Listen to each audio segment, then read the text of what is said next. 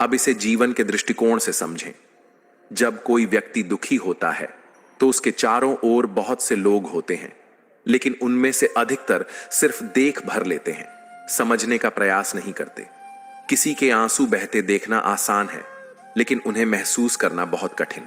ये तभी संभव होता है जब संबंध हृदय से जुड़े हों, जब आत्मीयता हो, जब प्रेम केवल शब्दों तक सीमित न हो बल्कि आत्मा तक पहुंचे।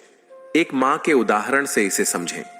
जब बच्चा परेशान होता है तो वह कुछ कहता नहीं, लेकिन मां को तुरंत पता चल जाता है कि उसका बच्चा किसी समस्या में है। वह शब्दों की प्रतीक्षा नहीं करती, बल्कि उसकी आंखों में छिपे दर्द को पढ़ लेती है। ठीक इसी तरह सच्चे अपने वे होते हैं जो तुम्हारे बिना बोले ही तुम्हारे मन की हर उलझन को समझ जाते हैं। लेकिन इस संसार में ऐसे लोग बहुत कम होते हैं। अधिकतर लोग तब तक साथ रहते हैं जब तक उनका कोई स्वार्थ पूरा हो रहा होता है। जब कोई व्यक्ति खुश रहता है, सफलता की ओर बढ़ता है, तो हर कोई साथ देने को तैयार रहता है।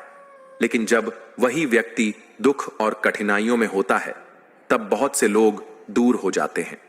ये वही क्षण होता है जब असली और नकली अपने अलग हो जाते हैं। श्री कृष्ण ने भी महाभारत में यह सत्य अर्जुन को बताया था। उन्होंने कहा था कि जब तक स्वार्थ है तब तक साथ देने वाले मिलेंगे, लेकिन जब परीक्षा की घड़ी आएगी तो केवल वही तुम्हारे साथ रहेंगे जो सच में तुम्हारे अपने हैं।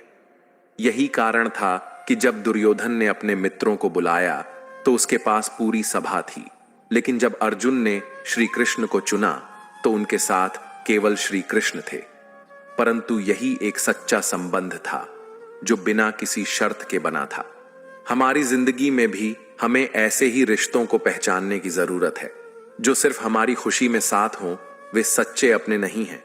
जो बिना कहे हमारी तकलीफ को महसूस कर सकें, जो बिना किसी स्वार्थ के हमारी मदद करने को तैयार रहें, वही वास्तव में हमारे अपने होते हैं।